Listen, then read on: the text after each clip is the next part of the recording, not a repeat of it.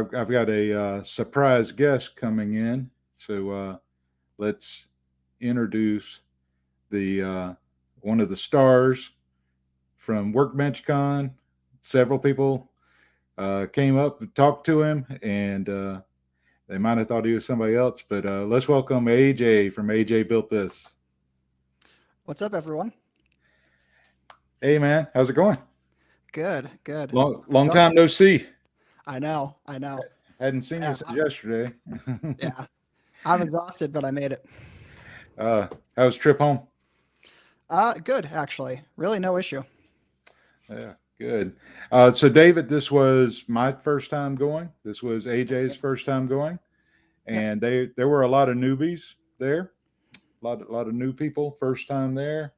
Um, it was a fun event, but we went in with some objectives and tried to get that out of the conference because this is not a free thing, of course. Right.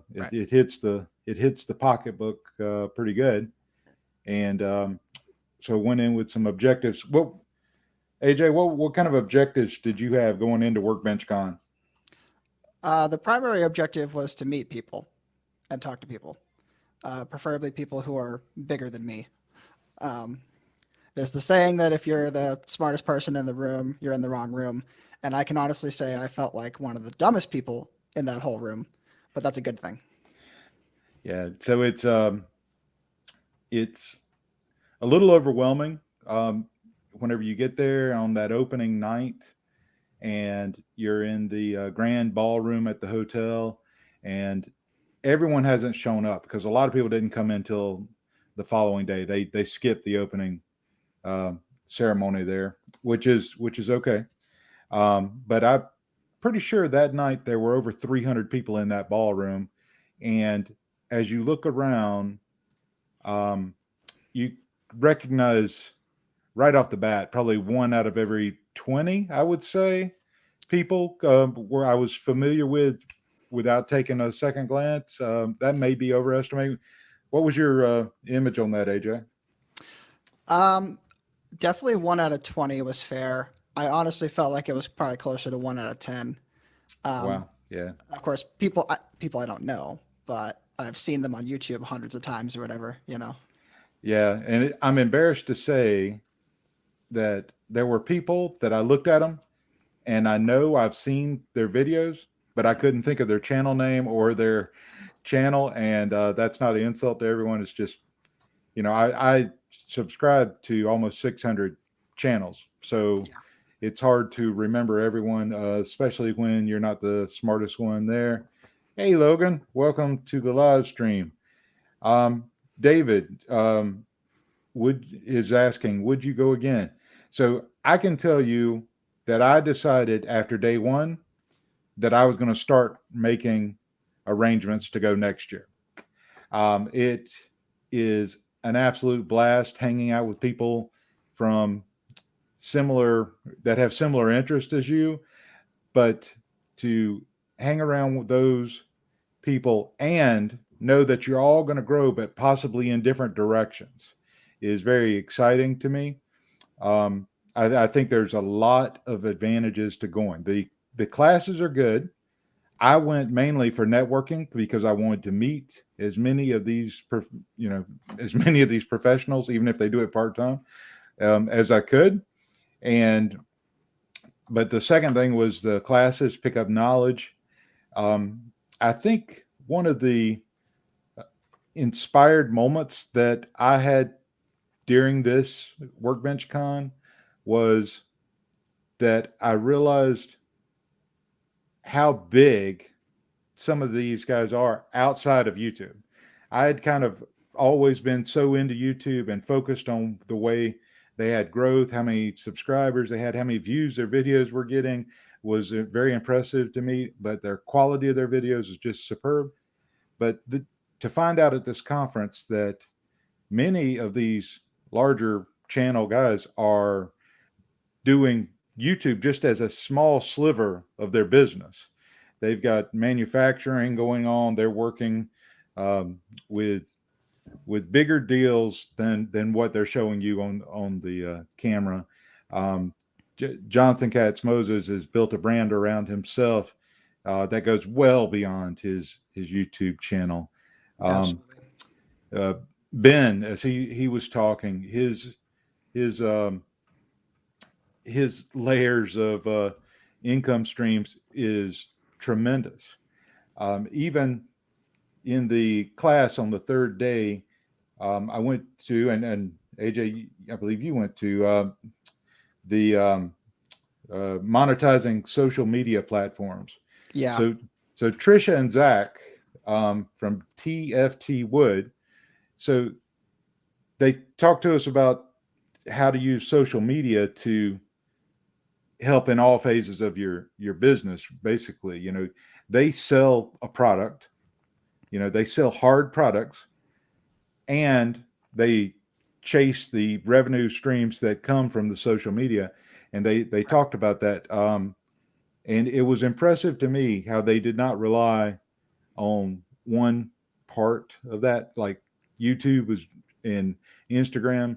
That's just a sliver of what they do. Their aspirations are much bigger than that. And honestly, I mean, I've been wanting to grow on YouTube and have fun and be online with you guys. But I haven't aspired to building a business well beyond that. Did you have that same realization, or did you already kind of know, AJ? Maybe you already knew what I didn't. So I'm torn for my own self because I really want to do YouTube, but I also do have a furniture business on the side, and I do make products. So that presentation in particular was really interesting. And I mean, of course, the main focus on it was how to do ads, right?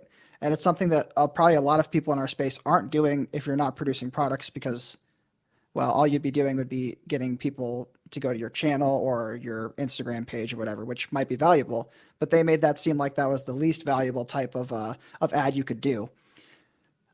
And so if you're in the product space, they pretty much essentially said, if you want to sell things, you have to pay Facebook and Instagram this much money a day to move product. And I mean, that just blew my mind when they said that, because I've actually messed around with Facebook ads and Instagram ads before, but I never pumped enough money in them to see a return. Yeah, as part of their conversation, they talked about how iOS has changed. So Facebook does not get the data that it got before to identify demographics to push your ads to push your post to whenever you pay them for ads. So they're finding other ways.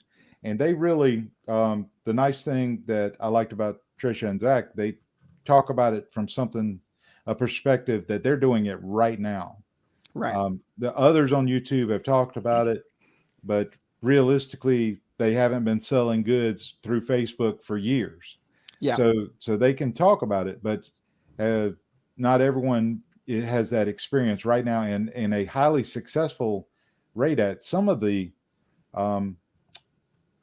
dollar amounts and purchase amounts that they were sharing from single sources of revenue were very impressive. I mean, if so anywhere from the guy who wants to, or guy or girl who wants to make something and sell it locally, all the way up to the person that wants to be a star on all the media. They're in the mix there. They are doing it now, and they are sharing that knowledge. We're gonna have them on the live stream. They agreed to come on. I just got to work out a date with them. Excellent. They were a super valuable resource. I mean, for anybody who's interested in selling products, that presentation was, I mean, it was essential. And I mean, some of the numbers, like you said, RT, were astounding. Didn't they say at one point that one of their ads netted them like 120,000 in sales? Yeah, they got they bought a low dollar ad on a simple video, and it led to $121,000 in revenue. So, I mean, think about that return of investment, right? Yeah, a couple bucks a day to turn it into 120 grand. I had to raise my hand and ask him to repeat it because I didn't think I had heard it correctly. Yeah, I remember that. And I thought he said 120. I was like, oh, $120. That's good. And he's like, no, 120,000. Yeah. And they talked about some other things they're doing that is driving revenue without even having to send the product out. Oh, So Reels, Instagram yeah, Reels. Yeah. Reels. And she was, you know, she talked to me out in the hall for a little bit. Some of their income streams are putting out 5 figures a month Right. each. So, if you have 4 income streams, and if you can get, you know, I'm using the round numbers, but if you can get $10,000 per income stream per month, and you're making $40,000 a month, and you're living in Montana, I think it was Montana, then I So think you're probably doing pretty good. I'd agree. You can probably buy some cows with that. I don't know. Yeah, there was one piece of advice that I'm just recalling now about Facebook and Instagram Reels. So when you go to post a reel, right? If obviously you do the reel through Instagram because it's Instagram Reels, but you can cross post that to Facebook, and it works the same way on Facebook, but it shows up differently on Facebook. Anybody who has a Facebook business page now, according to them, is able to monetize Facebook Reels and Instagram Reels. Before, there used to be some requirements where you had to have a certain number of X or Y, and now anybody can monetize Facebook and Instagram Reels. And this was critical because, as you said earlier, RT, I met a couple people who don't do YouTube at all, and they've grown their Instagram page to 50,000 subs and TikTok to even more, just by putting out short form videos. They don't film long form content at all. They haven't even done a single YouTube video ever. And if you think about that, if you can get 20 to 30,000 people watching an Instagram reel, which is not an abnormal number or more, and you can monetize that as, a single person who doesn't even do YouTube. I mean, the number they quoted was one of their reels in 1 month got them $9,000. And it was old content that they repurposed and just put onto Instagram Reels. So YouTubers have a great opportunity to repurpose content, but people who don't even want to do long form content can apparently make a good bit of money if you get popular. And that was mind blowing. Yeah. And, it's inspiring me to look more at Instagram. I have an Instagram page. I post some things to it, but I've been doing post and not really focused on reels. I would like to, grow the brand of woodworking YouTubers as well. So I may be looking at creating a Instagram with that signature. Nobody go take my idea before I get over there. So, hey, Friday workshop, Everyman Builds. I think I saw Jonathan Sherwood jump on. I appreciate you coming in. Yes. So we are going over the overall conference, but going to focus on day 3. So the first thing we did on day 3 was eat breakfast. But the first thing of substance beyond that was a opening session for that day, which was Bob Clagett, and I am extremely impressed. I was already impressed with him, but his presentation in his videos always comes across genuine, and I can attest to you now in person, having a one-on-one conversation in the hall and watching him give this opening session. He's true. I mean, he is just seems like a great guy, and his knowledge level about so many things is so great, and he's very good at explaining it. What was your take on that opening session, AJ? I mean, it blew me away because Bob wasn't up there to talk about himself. He was up there to talk about everybody else. And that was tangential to the first keynote speech. But, Bob wasn't up there saying, I have this many subscribers and I've done this and done that. He gave a speech on finding truth and not listening to lies and being able to discern what's good information and what's bad information. And if that's not one of the most important things to content creators, I can't think of what is, because you get so much, well, especially when you start getting a lot of comments. they vary wildly. And you'll have a lot of people tell you should do this, tell you should do that. Everyone's got an opinion. But how do you know what you should do? And that's exactly what Bob was talking about, because he had a very personal story where earlier on in his YouTube career, I think he was almost at the point of giving up because he had essentially led himself into a rabbit hole that made him believe that something was different than the way it really was. And when he was able to break that realization, that's when he started to really take off and he got a new vision for his channel. And I think so many small-time YouTubers and people who are new to it, they have no idea what their identity is yet, except maybe John from Lincoln Street, who was just a 10 out of 10 from out the gate. But 99% of people don't know what they're doing when they start a YouTube channel. They have an idea, but it might not be the idea that takes them all the way. Yeah. And I think with a lot of us that whatever our vision is to start with, we haven't ironed out all the details. I mean, John put in a lot of effort before he got started. Absolutely. And he kind of had that end vision. And it's one of the reasons, I respect him. Cheryl Taylor, welcome to the party. I'm glad you made it. Oh, okay. We can't talk about John anymore. He's here. It was a compliment. I mean, the execution on that dude is incredible, Yeah.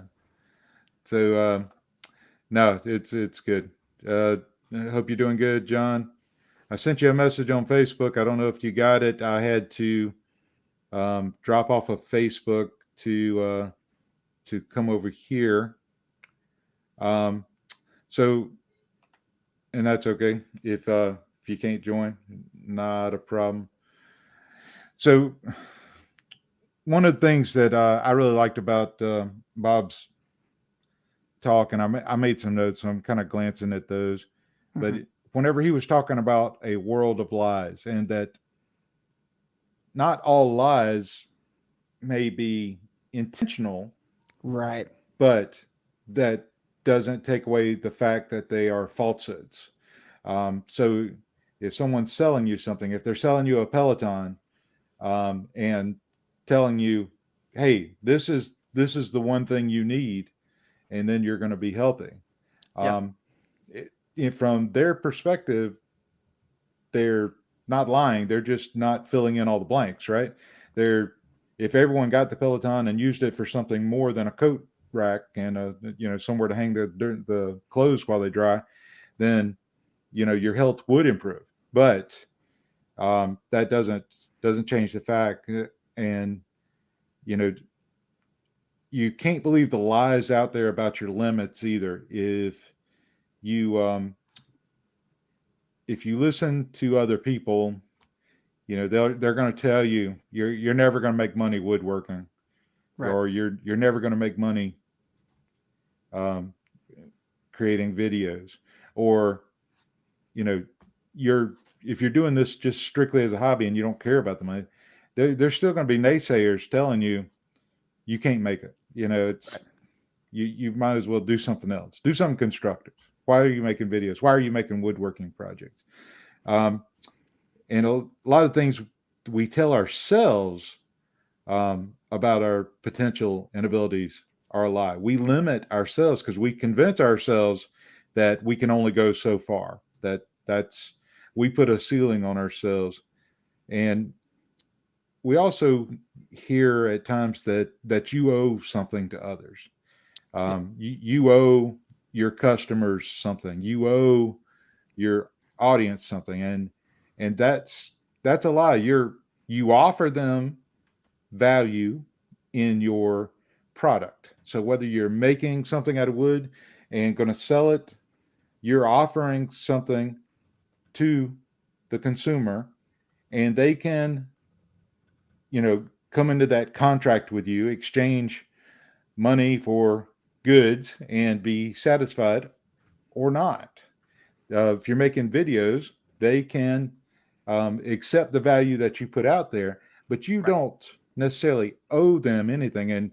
And being self-inflicted debt, making yourself feel like you're not doing enough for them, if you're truly delivering value, then that's kind of a lie itself. So he also talked about authenticity. Right. Does not mean that you must be the one to do everything. So some of the bigger YouTubers have big teams that help them Right. out. Mm-hmm. Yeah. What? Go ahead, AJ. I think I interrupted you. No, you're good. Okay. Bob, I'm just going off of what you're saying. So Yep. Bob was essentially saying that by bringing on a team full of people who were the right people for the team, he was actually able to make his content more authentic because he was able to execute and deliver on the type of content, the vision, the strategy that he actually wanted to, but wasn't able to do by himself. You know, he was his own roadblock. And by getting a capable team of people, he was actually able to take that to the next level.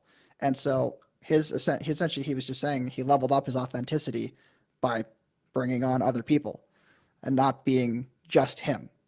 Yeah. By having help, he actually leveled up in his authenticity. He was able to deliver more of what he wanted to put out there as value to the viewer. I think it's a valid point. I think it's great.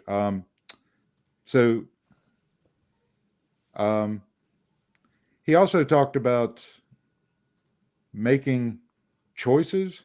So, he said people are always telling him, don't see how you get everything done. You got the kids and, you got your wife, you got this business going on. You're working on a new deal. You got employees. And then at Christmas, he chose to get another dog. So he's saying, I chose that because that was important. It's important for me to have that pet for my kids so they would grow up with them. So we have to make choices too. You can be convinced that you don't have time or resources to do something, but if it is truly important enough to you, you will find a way. I kind of filled in the blanks. He didn't say it, but I feel like there's always a cost to something. That cost may be your time. So, yep. I'm trying to teach my daughter this all the time, is that you're already doing, 2 sports and a music activity. You want to bring something else on. So what are you going to give up?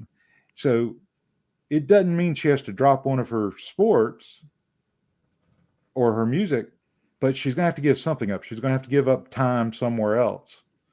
For us, if we want a new table saw, I'm going to have to give something up for it, right? I'm going to have to give up space in the garage because I want a bigger one. I'm going to have to give up the money to get it. Or I'm going to have to give up it. Money just represents time invested somewhere, right? I've traded my time and skills to earn that money. So I'm having to give something up to get there. Another lie is that big channels have all the authority. Right. Yeah. So can you explain what that means, AJ? Yeah, and I want to answer Chris's question. It's Bob Clagett that we're talking about. Yeah, I'm sorry. Yeah. I can't look at both screens at one time, so. You're good. No, I just wanted to address that in case anyone else was confused. Yeah. Sorry, RT. What did you ask me again? Yeah, no worries. So we're kind of doing everything casual tonight. So another lie is that big channels have all the authority. And anyone, I think he was saying the big lie is that they have all the authority. They're the ones that everybody's going to look to as the experts. But in our world, anyone can post a video. Anyone can go out there and post something on Facebook, and each viewer has to decide the validity of that. So go ahead. What are your thoughts on that? Well, the best part about that is that it's completely untrue. And that is actually a very good thing for a lot of people, because you don't actually have to be an authoritative expert on something to deliver a valuable piece of content or an informative piece of content or whatever your goal is. you don't have to be the dude who knows everything about it to make a good video about it. I mean, back in the 1700s, right? If you happen to have an education and all these things, you were considered an expert. And nowadays you don't have to go get a formal piece of paper that tells you, you have a degree in this or a degree in that, or that you've been to cabinet making school or whatever to be good at that or to make something that is good. And that's the best part about it, is that you just don't have to be an expert on everything to do something well. And you don't have to have 1 million subscribers either. Sorry. Right. Yeah. So, on a positive side, you can influence others and give them confidence to do something. Yeah. That was one of his statements that I took a note. I hope I didn't misquote it. But anyway, the message is still there. If sharing something can inspire someone to do something, then you are the authority. You are the influencer. So whether you have 1 subscriber or no subscribers, or you have 10 million subscribers, if you're influencing someone to do something, you are the authority for that one. Which was a great point, because a lot of us on YouTube, we're trying to share. And in the woodworking space, I think woodworkers are some of the greatest people online, because everyone is trying to share ideas, wants everybody to be successful. I mean, on the most part, it seems like one of the least selfish groups of people. And I think being at this conference just reiterated that, or confirmed that to me, how helpful everyone was. And it was, no one was holding anything back. I mean, it's such a transparent group, and I really appreciate that. Yeah. If I can give an example really quickly of an extension of Bob's thought. So I don't have a large channel, and that's okay.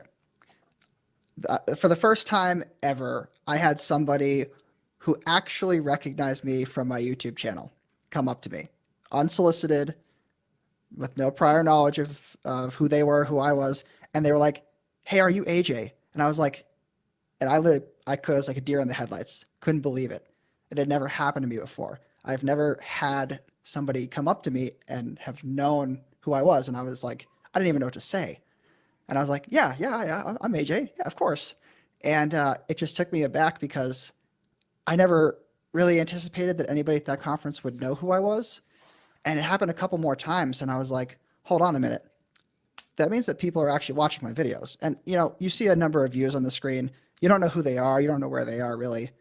But it was like real for the first time for me. And that blew my mind, because Bob had just given that talk this morning. And I was like, I've influenced that person somehow. And I hope that I have done a good job at that and done positive influence. Hopefully it's not the opposite. So that just blew my mind, because it was the perfect example of exactly what Bob was talking about. I never thought that it would be me, I just never thought that. Yeah. So, Cheryl, just to answer your question, I don't know if that's towards me or to someone else. I went to the conference. AJ went to the conference. Several from our group, our Facebook group, went. John from Lincoln Street was there and actually gave a couple of classes from there. We had a couple class, by the way. Excellent. A couple of Scots went. It was a great time. Really enjoy it. Jesus, that's not funny when you say who's AJ. So I thought it was funny. I'll give Jesus a pass on this one. 4321 says same guy that built something. Yeah. Well, he didn't build something, but he built this. Doesn't even matter what it is. So the one of his closing statements before he just went into a little period of joking around was he was saying, Bob said, each one of you is capable of more capable of more than you think. Don't diminish. Fight the lies, seek the truth, and impact someone. So I think that's good advice, whether you're on YouTube or you're making wooden boxes or cutting boards, or you're doing anything else in life. Fight the lies, seek the truth, and impact someone else. Because I think that there's more joy in this life whenever you influence others, and it's not just about yourself. I just think he did a great job, and he came across truly genuine. Yeah, I mean, it was to the point where like he was like in tears at a story he was telling, and like could barely get through it. And I was like, holy my god, this dude's legit. Like, Yeah, and you can just tell. it was super great. So I also went to the Future and Beyond with Jonathan Katz-Moses. Yep, I went to that one too. Talk about a super guy to hang around with and talk with. He's kind of down to earth, but living at a different level. I mean, he is a busy guy. He's got a lot of irons in the fire, and his knowledge about so many subjects is so high. And he has this vision for his company and what they're going to do in the future. And it's, I think one of the things that impressed me was that it's all fluid, that Right. he's working in a certain direction, but he's open to veering off of that course to find a more successful one.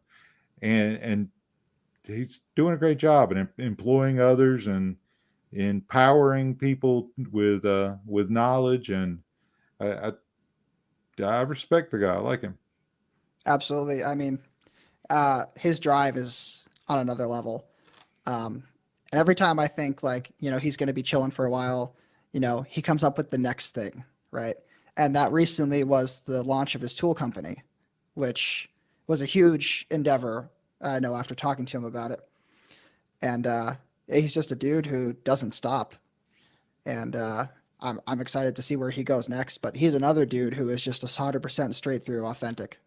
I mean, I've gotten to talk to him quite a bit between this conference and between a private maker event, and it's incredible how authentic he is, but also how much just from 5 minutes you can learn from just talking to him.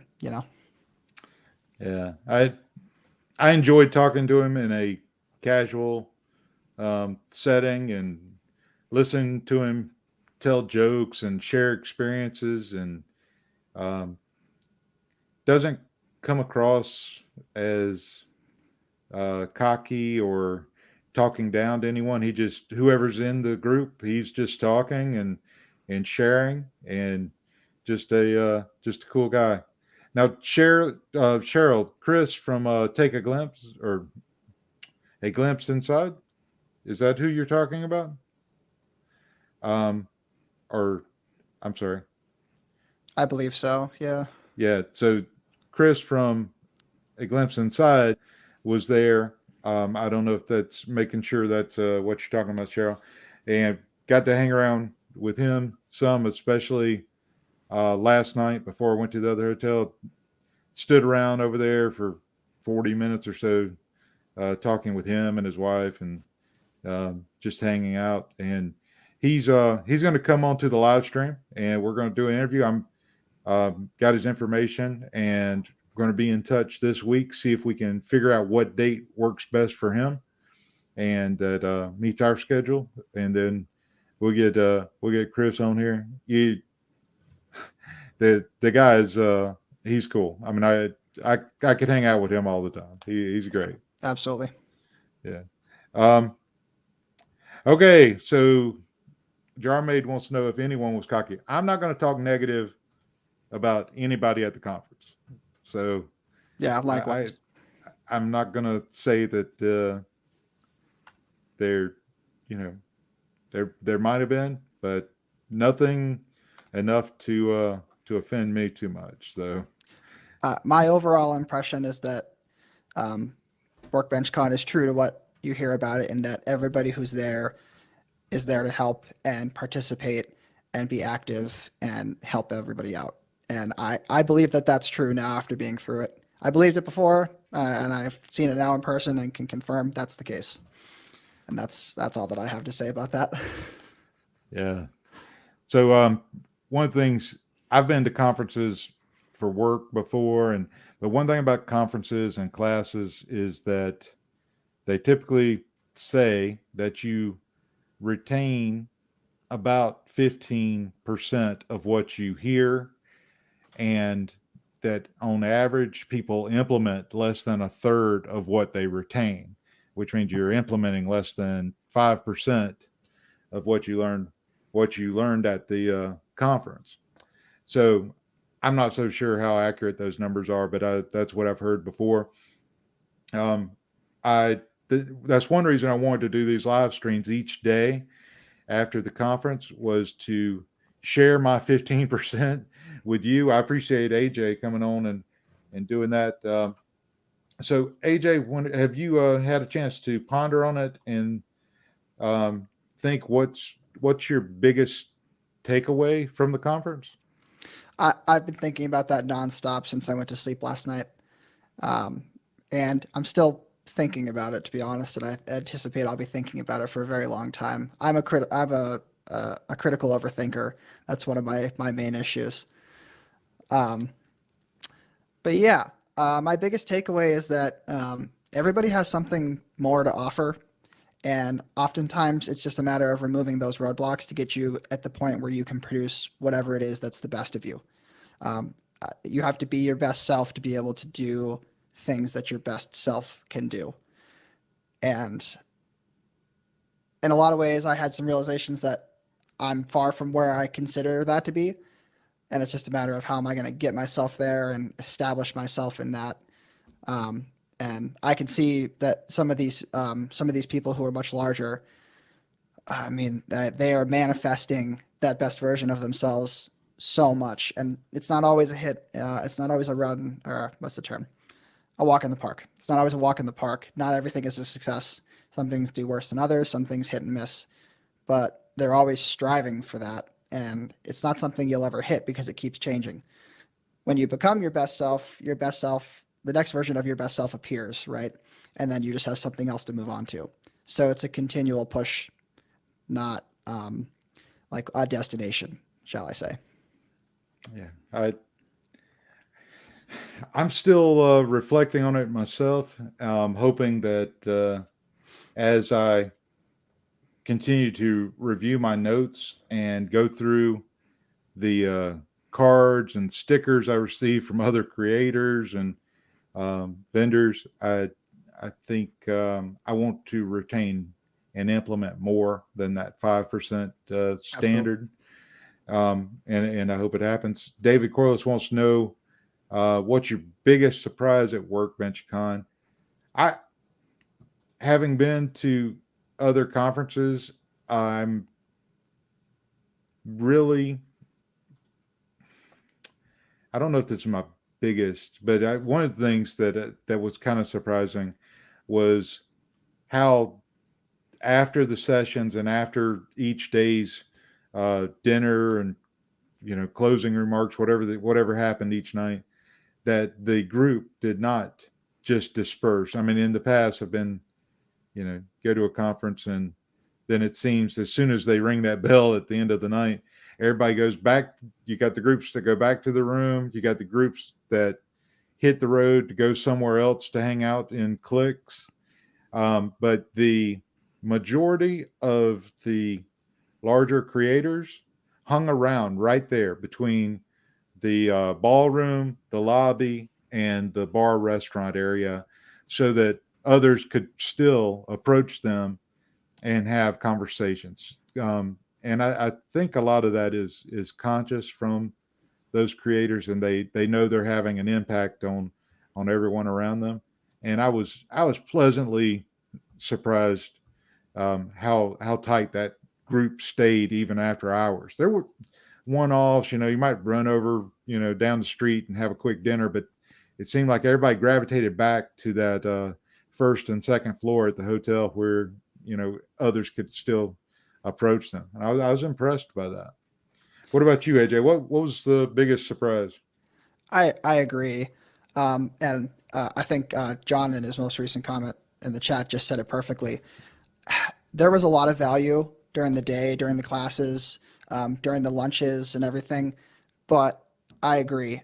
The after hours talks, the, you know, after the conference ended, that was some very valuable time that, if everybody just went home after the classes were over, people wouldn't have gotten and wouldn't have been able to have those conversations and hang out with those people and socialize more. And WorkBenchCon goes very quickly. It was a quick conference. Really, it's only 2 days long, which is kind of short for a conference of that size. So time is limited, and you have to make the most of that time. And by hanging out at night, and you didn't have to drink or anything like that, you could just be in the presence of people and migrate between groups. Everyone was really generally very approachable. So, but those after hours were really valuable because you got people a little bit looser where they're more comfortable, more casual, and you're able to have some really, really like casual conversations that would have a lot of value to them anyway.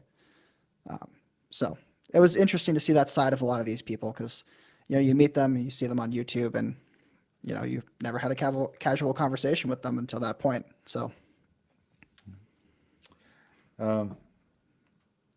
Thanks for that. Yeah, Weekend Woodshop. Yeah, wish you could have come too. I wish everybody could come. And part of the reason for doing these last 3 live streams is to encourage you to get ready for next year. And if you can make it, if this kind of thing interests you at all, I think it's worth it. And I don't have an affiliate link. It's not like I'm getting paid by WorkBenchCon to do this. It was fun.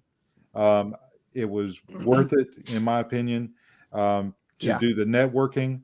The classes are like gravy on the biscuit. I mean, it's just extra if you can pick up something from the classes. To me, the networking is fantastic.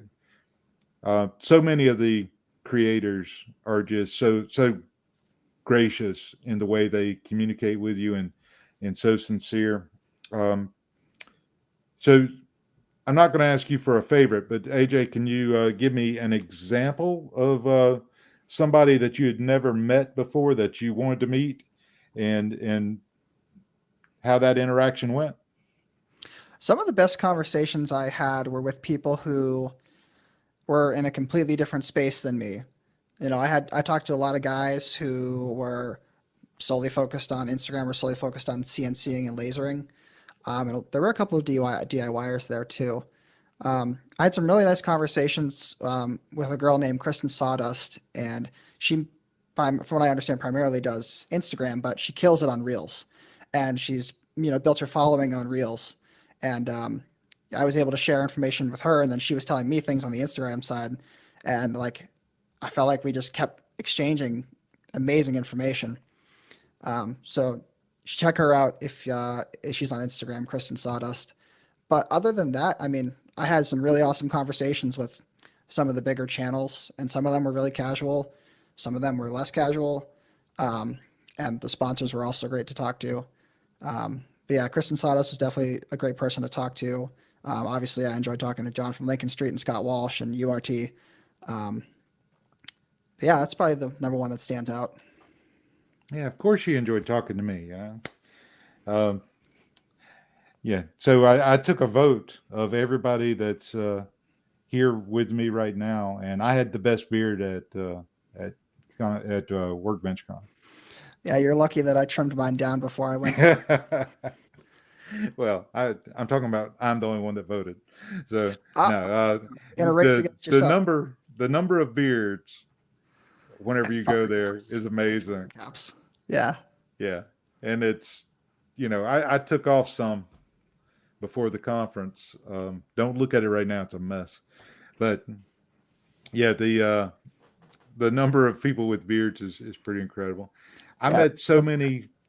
Go ahead, AJ. I say it's to the point where they gave us beard oil in the gift bag. They did. If that's not knowing your target audience, I mean.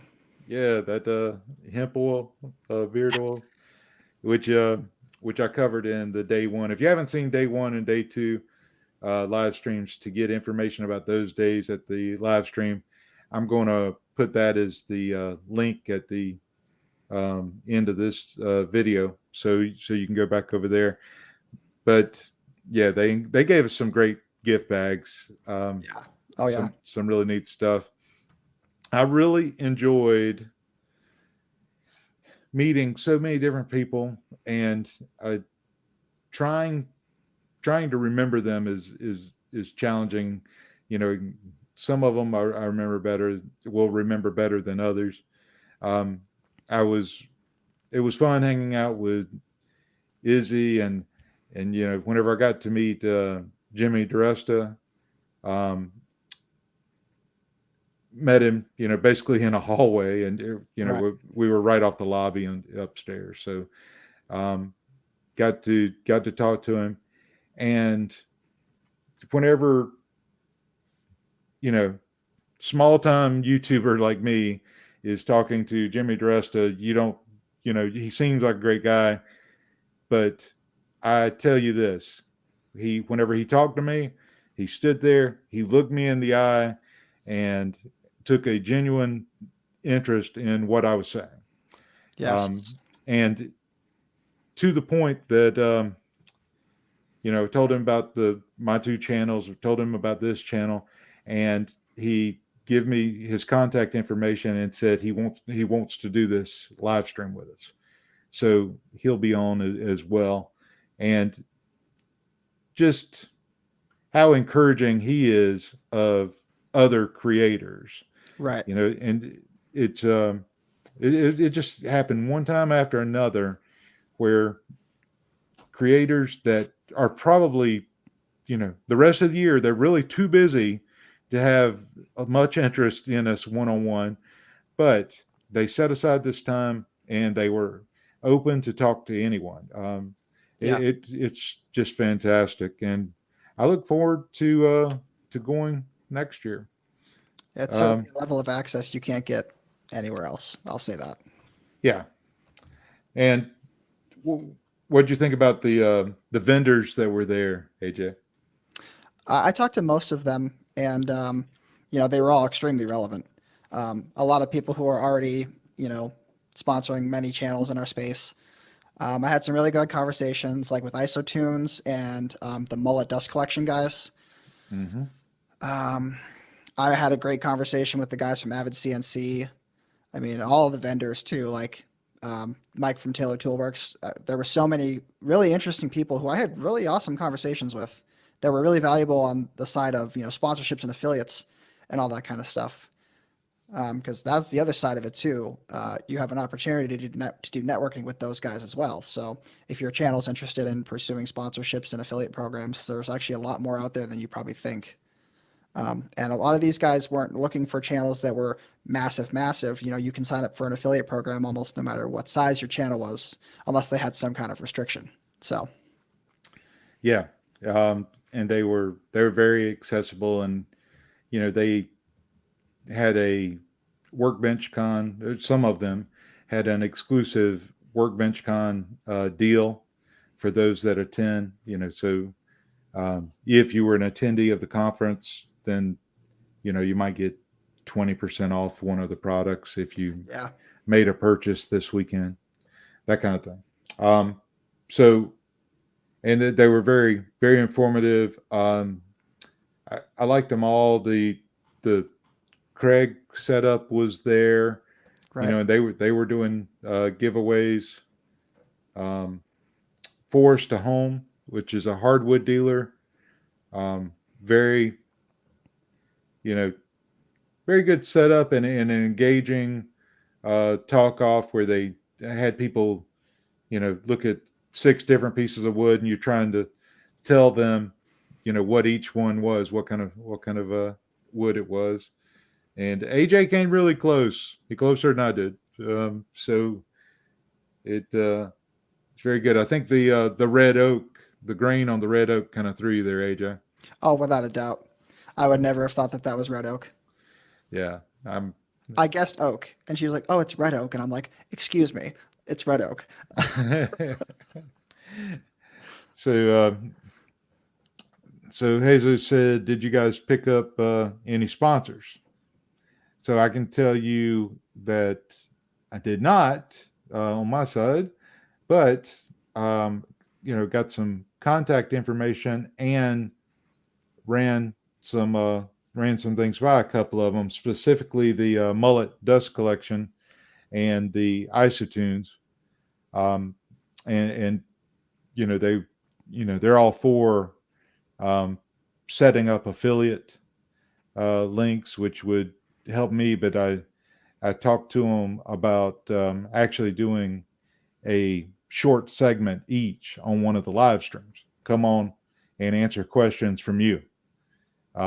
So have a short interview, like 15 minutes each, which would include some questions from me, a little overview of their product, and then take questions from the audience.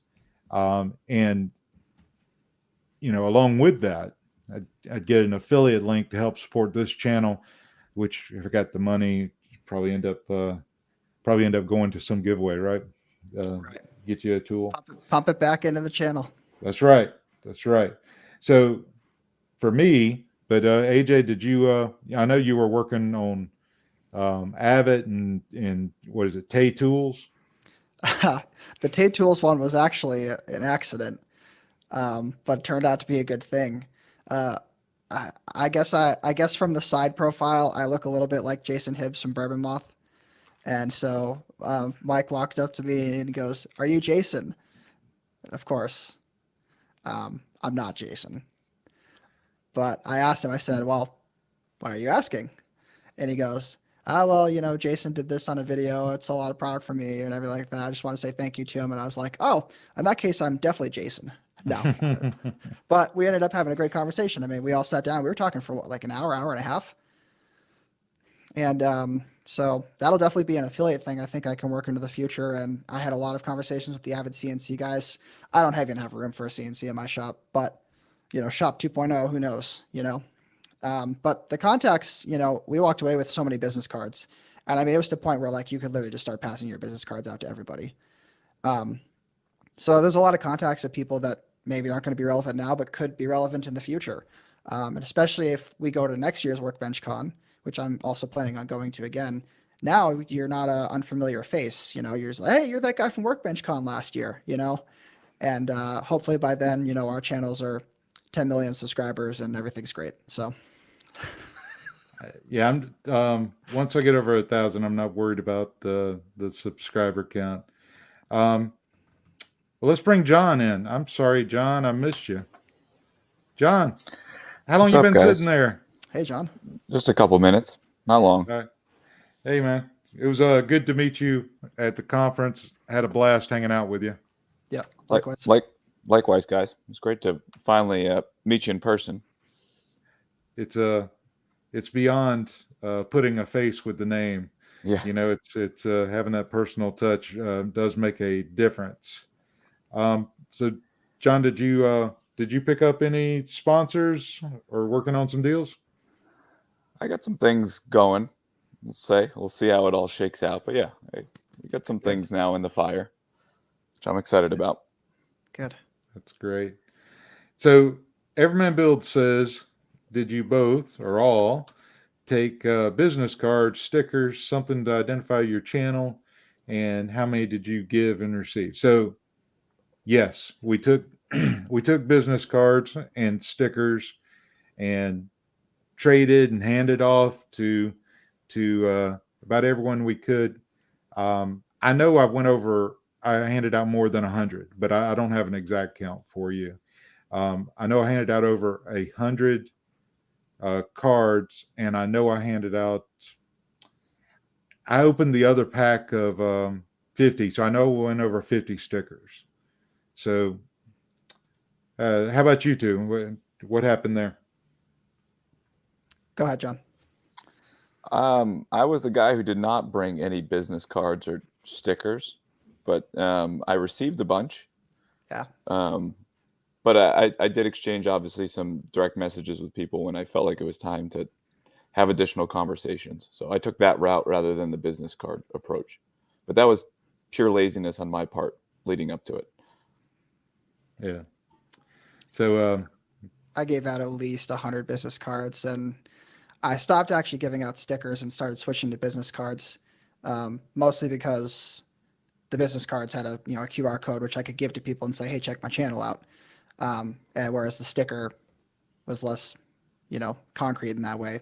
But a lot of people gave out both at the same time, which also was a great route, because the stickers end up getting posted on social media. So there's a little bit of exposure there. A lot of people have been posting and tagging everybody who they've got stickers from. So there might be some value to that. yeah, I actually enjoyed that. And so I had cards print up, and having two channels, I went the route of printing each side with a different channel, and which also gave me an excuse to introduce to them that I had two channels. So it was a talking point. I'd hand them the card and then flip it over for them, show them that I had the second channel, and that led to some interesting conversations. Good. And it was great. And I think if you go to WorkBenchCon, especially as if you want to have the networking angle, and you need that from a smaller channel, then you need to take business cards and stickers or stickers, or be very diligent with the route that John took whenever you're trying to make a contact that will stick. Mm-hmm. So that's great. Okay, Justin. Yes, I haven't been home. I didn't get home till today. I was gone when your letter arrived. I apologize. I have not opened it yet, but I was going to open it. And if I don't know what the contents are, but if it was suitable, I was going to share it on the live stream tomorrow. So thank you very much for that. Hope you had a great weekend. So John, what was your biggest takeaway from the WorkBenchCon? Whew. I would echo what I put in the chat earlier. I mean, you can't put a value on face-to-face interactions with people, especially when their guard is down and you're just casually conversing. I mean, I put an Instagram story out when I got home today because I was just thinking about everything on the ride home. I learned more between the hours of, call it 6 and 1 a.m. those 2 nights than I could have learned in the next 3 years having direct messages with people. I mean, it was crazy, the amount of information that is casually shared, the ideas that are bounced back and forth. You can't put a price on it, quite frankly. Yeah, it was great. I really enjoyed too that the groups or the crowds, you would spend some time with someone, and then there would be a natural or organic kind of shift where you got to mingle with another group that, it's so easy as human beings. It's easy for us to go into niches, little, I shouldn't say niches, little cliques of people and stay within those groups. But this really had the environment that allowed you to move from one group to another group to a one-on-one conversation. Very encouraged by all, and you could keep moving, meet new faces, and get your brand and your presence out there. Yeah, it's I can't recommend going enough if you're serious about content creation. Like, that was my biggest, if you want to say, like, my main takeaway.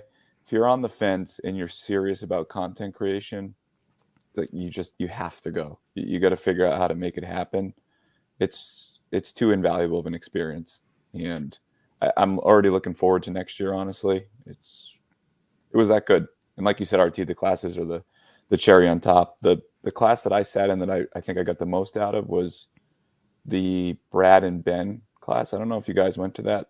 I did go. Yeah, Yes. that's excellent. I mean, to listen to those two guys riff for basically an hour straight, which is what they did, and share their experiences, and they got into some pretty heavy details that you probably wouldn't get otherwise. Mm-hmm. I don't know how you can replicate that anywhere else. Yeah, and that was called Knowing Your Worth, Yeah. which I didn't cover here.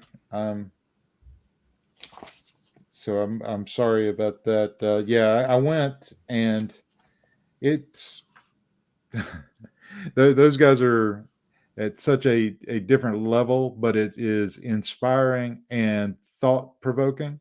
How you can have opportunities that can open up uh, just because you are ready to you're looking for them, and you're ready to pounce whenever that opportunity is there.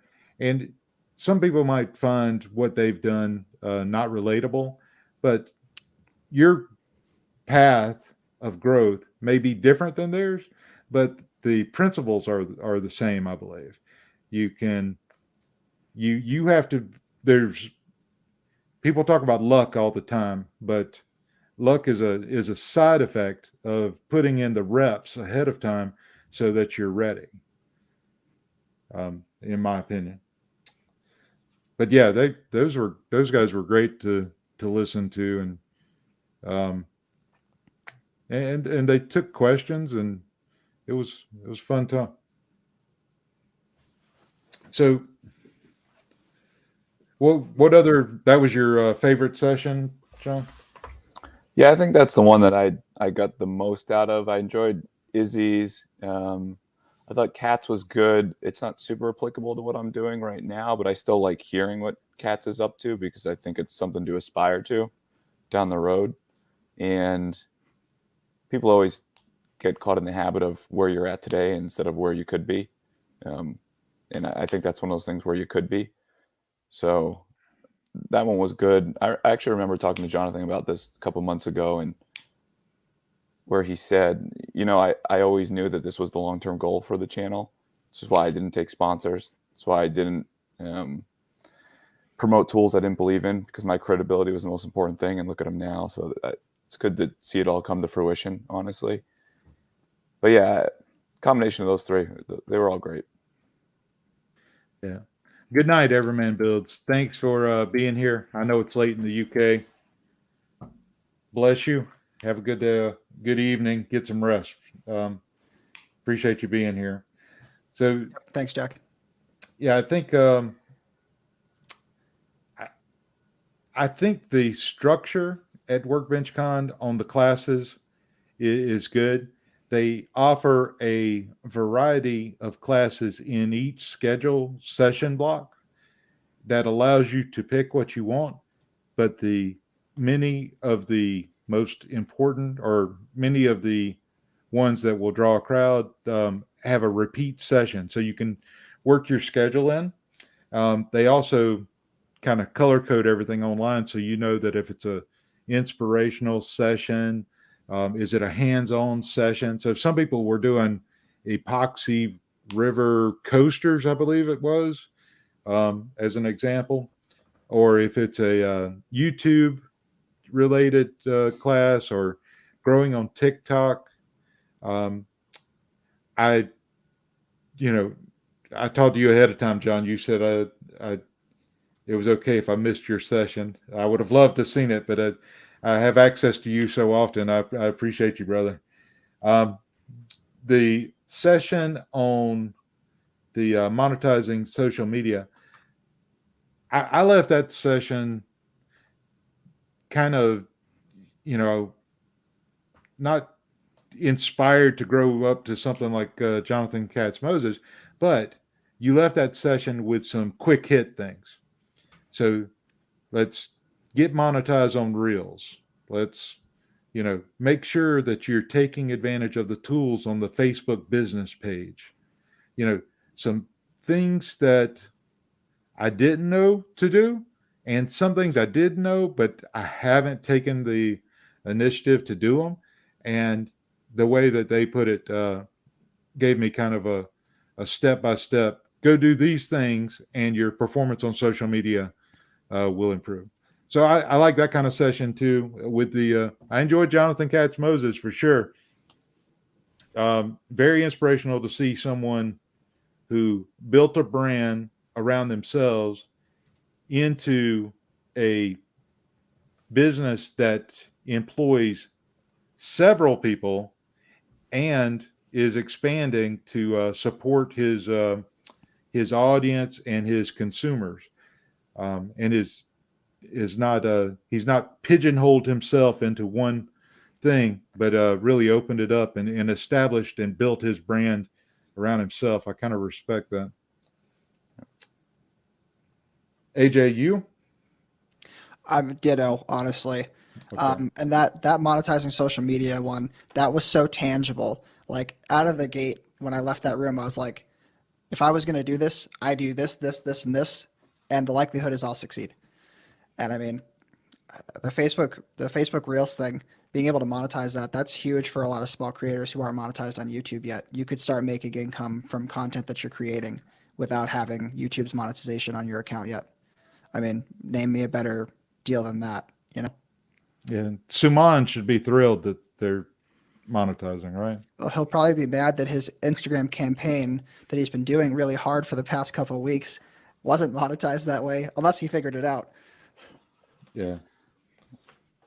That's great. But yeah, absolutely. So Blake made a comment. I'll be there next year if my channel can pay for the trip. I would kind of challenge that and say, can your channel afford not for you to get there? Yeah. So I appreciate that thought, Blake, but that's another thing that I've kind of come to the conclusion while at WorkBenchCon. I've put off some things because of, budget. I was trying to do everything with a certain budget. Now I'm looking at this thinking, can I afford not to invest in myself? And I'm at the point that I'm reevaluating some things. All right. What else did I miss, you two? I don't think you missed much. I got to hop off here. I got to put the kids to bed, but my closing statement would be what you guys have already said, what I said. And RT, you just summed it up perfectly. You almost can't afford not to go at this point. Like it was that valuable. I mean, it takes a lot for me to be as thoroughly impressed and pleased with an experience as I was Workbench. I know Scott felt the same way. I've talked to him a little bit after. So it's a must attend, honestly. Yeah. Got to be there. But I got to run. Thank you, RT, for doing this. AJ, nice to meet you. Yeah, you too, John. We'll talk to you guys. Take care. All right. We'll AJ, closing remarks. Thanks, John. Yeah, and I'm going to pull the audience real quick. If anybody's actually interested in how much it did cost to go to WorkBenchCon, you can message me privately, or if you want to talk about it, RT. I don't know if you want to talk about that on the live stream or not. But yeah, I don't have my numbers handy. If you want to go high level, have at it. So off the bat, if you're going to buy tickets, get the early bird pricing, which was available for a couple months when they announced it. Just go sign up on the WorkBenchCon website to get the email notifications. I think that they went out in September of last year for this year. So the early bird tickets were somewhere between $450 to $500. I can't remember with tax in there. So it's about $500 for the ticket off the bat. And the hotel has block rates that they offer through the conference to stay in the hotel where the convention is. And I would absolutely recommend you do not stay anywhere else. It was $169 a night. So if you think, you fly in the day the conference starts, you're there for 3 nights. So that's roughly, simple math, another $500 to $600. So we're talking about $1,000 between ticket and hotel. And then obviously everyone's accommodations and travel are going to vary. So I had to fly. My flight was about $400 to $500 round trip. And then you also have to pay for dinner and any extracurricular activities that you choose to do, like going out or drinking. So all in, and I actually came in on a day before the conference, so I got an extra hotel room for one more night. All in, I'm in about $2,000 for the experience. Wow. So David wants to know if it's always in Atlanta. It is always Atlanta, always that hotel. Yeah, I think the first year, Chris from A Glimpse Inside told me that it was in more of a how he was describing it made me think of a manufacturing plant.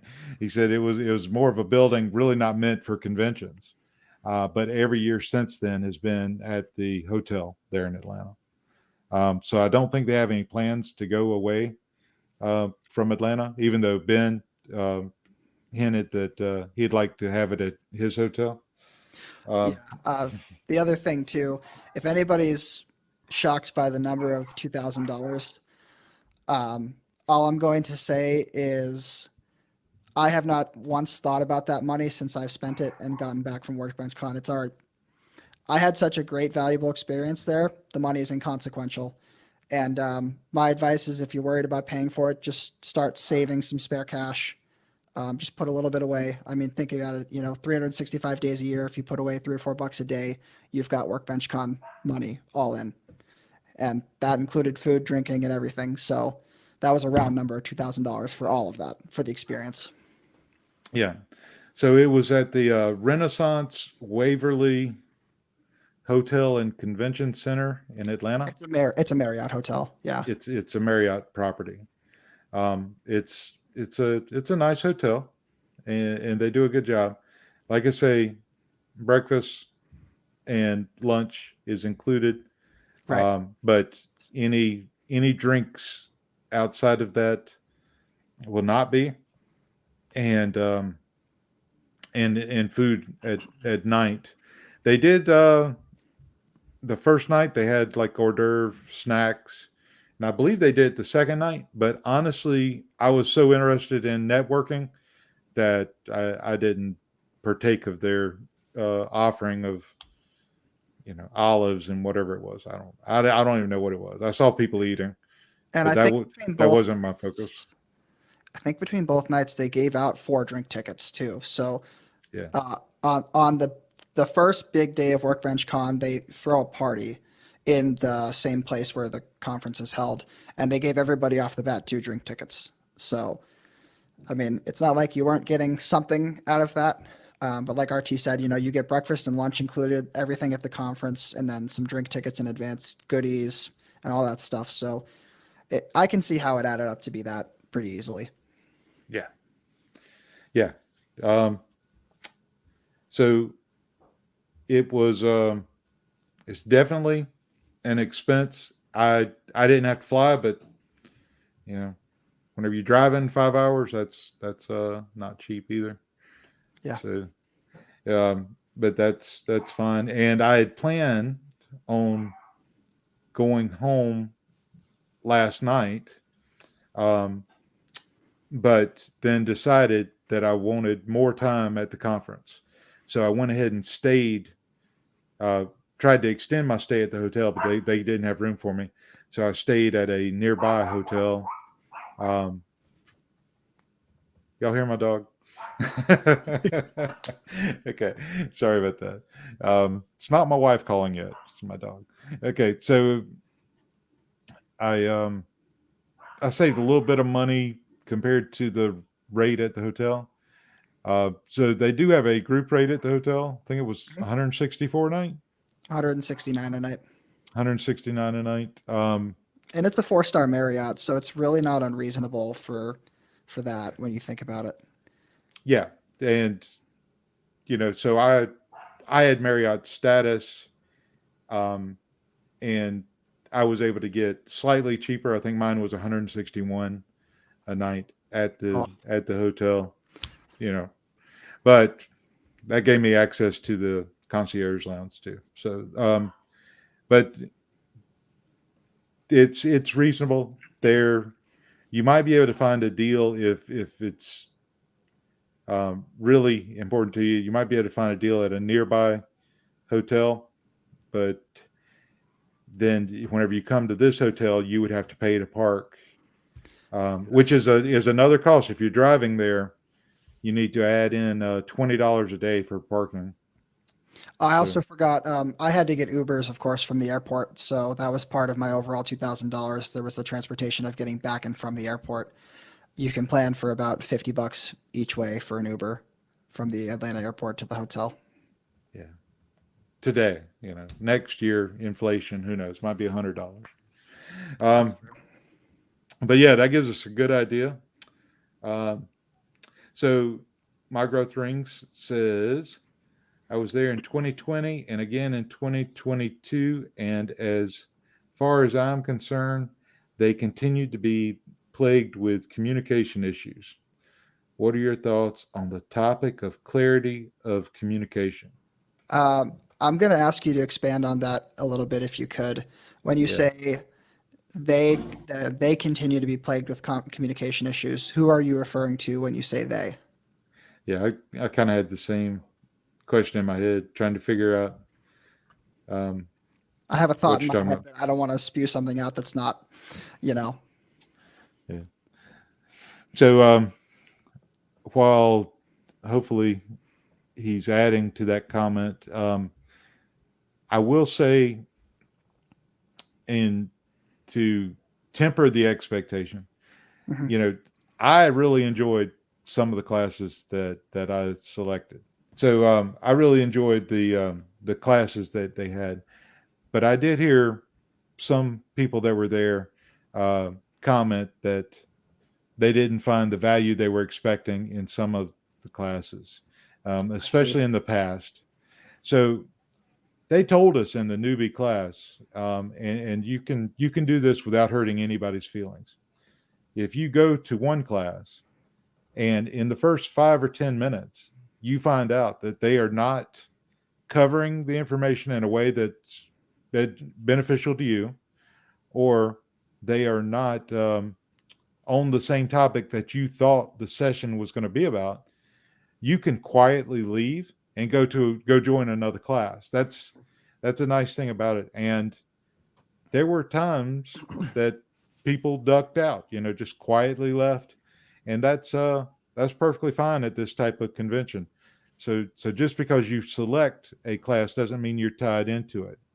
So my growth rings added. He's talking about WorkBenchCon, like who takes the stage following Bob. Um, where's the most recent schedule found? Now they did have a schedule that was online ahead of time, and then whenever they prepared the gift bags, they included a schedule with a map on it. Well, the schedule changed, and then whenever we checked in, they handed us another schedule Yep. that they said, look at this schedule, but look at the map from your bag. Then they made the one announcement where they said the schedule has changed again. The schedule online is the most correct one, Mhm. um, which which did add to some confusion whenever you were trying to pick your schedule, because it was kind of chasing it. So you do have a valid point there. It wasn't always sunshine and rainbows. Um, Uh, and I did go to the evergreen content class that my growth rings is talking about. And you're absolutely right. It was 100% about selling plans. And there is a lot more to evergreen content than selling plans. That class really should be retitled. I am 100% in agreement with you about that. Um, all the other classes that I went to, I can safely say I felt were reasonably well titled. They weren't clickbait or anything like that. But the evergreen content one, yes, plan sales are a form of evergreen content, but I would have preferred that they had said creating evergreen content with plan sales, or putting another, you know, denominator onto that title, because to be quite honest, it was only about plans. And I mean, it was to the point where it was like, we're getting into the details of what the plans look like, how to organize them. And I was like, I don't need that right now. I wanted to talk about evergreen content. And a lot of people got a lot of value out of it, though. So, but a lot of people also got up and left out of that one. They quietly ducked out, like RT said, and there was no hard feelings. yeah, So, if it's not for you, just go hop into another class. yeah, and unfortunately, the unfortunately, that sounds bad. Unfortunately, the teachers are human. So some of them, I think, they may not be as prepared as you would like them to, as a consumer who's invested a lot of money to get there. But like I say, that's why the classes are the cherry on top or the gravy on the biscuit, whatever phrase you want to use. That for me, because the networking was key. But there were some definitely, and whenever the reference was made to the lack of communication whenever Bob was up there, so they kind of dropped the ball because Bob Clagett was giving his keynote morning address, and he got to the end of it and ended his speech, and there was nobody there to close the meeting. So he handled it well and kind of had to awkwardly just talk to the audience, and talk about his puppy's name and some I don't want to say stupid, but some less than valuable information whenever someone should have been there ready to take over the mic in the meeting and give us direction about where to go and what to do next. I think most of us had the swing of it, but you always need a good guide whenever you're in those situations, and it's always best to be clear. Sometimes people were hunting for the schedule because they didn't even know what time we were going to regather. They're like, we're going to regather here, right, at 8? No, it's at 9. We're going here at 9. And so that communication could be better. I agree. So that's some. Is Jarmate saying that we're having small talk now? No. He's extrapolating your point about making small talk to fill an awkward space. Oh, yeah. No, Jesus, don't be talking about me saying I got small talk going on. Okay. No, I'm joking. One more thing about the communication, if you don't mind. Sure. I think that most people are probably going to say that 2022 was more polished than 2020. I also did go to one other class that actually the presenter was told he only needed a 45-minute presentation and not a 90-minute presentation. But the rest of it was filled with some extremely valuable Q&A. People got an opportunity to ask a lot of questions to the presenter, and he just kept going until everyone ran out of questions. So some people did have to make pivots, but that does happen with almost any conference I've ever been to. There's always nothing ever goes 100% without a hitch, but I would take that because it was value. There was still value to be had. Even though he didn't give a 90-minute presentation, that was 45 minutes of good stuff. Yeah. So they might have some communication issues on that side of the fence as well. My growth ring said I enjoyed the plans discussions though. So yeah, to AJ's point, I think the label of the class could have been better. I think if you want to talk about plans, it was a good discussion, and he only had, honestly, he had 45 minutes of content. Yeah. And then it was just, hey, you want to look at my plans? And that's right. That was the class, wasn't it? Yeah. He did a good job with that. But if you were expecting to talk about evergreen sales beyond just plans, then you were in the wrong class. Scheduling is tough because you have to pick and choose among these sessions which classes you're going to go to, and somebody made the recommendation that they record the classes and make them available to the conference attendees afterward. But I don't know if they'll do that because that could get in the way of their selling the benefit to others later on. There's probably concern of it being shared beyond that, because how do you really lock that down? Yeah, that's a tough one. And I'm sure there's ways to do like a a single replay kind of thing, but it is tough. My growth ring says I have a lot of experience with conventions and leading large meetings, so perhaps I need to volunteer to help out in 2023. I think that is a great idea. I agree. I do. Be Yeah, the change and that you want to see. yeah, you get a good topic. I think you would do fantastic. And John's dropped from the call, but I know John put a lot of effort into preparing his lessons that he gave at the conference, and his first time was so good. The word of mouth around the conference was, hey, that's the session you need to go to. And so having the right teacher on the right subject who has prepared can make the class so much more valuable.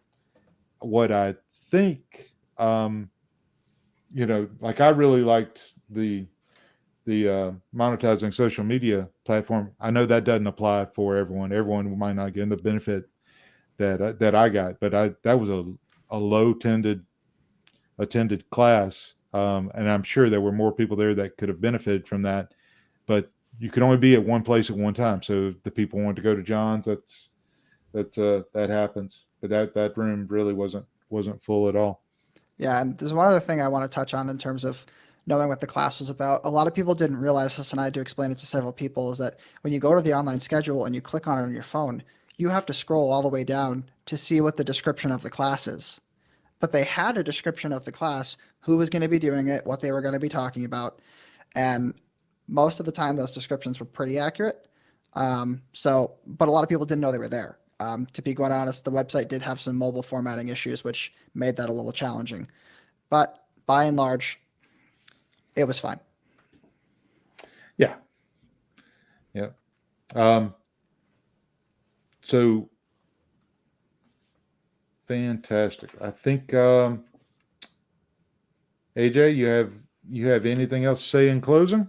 We've been going on about an hour and a half here. Everyone needs to go.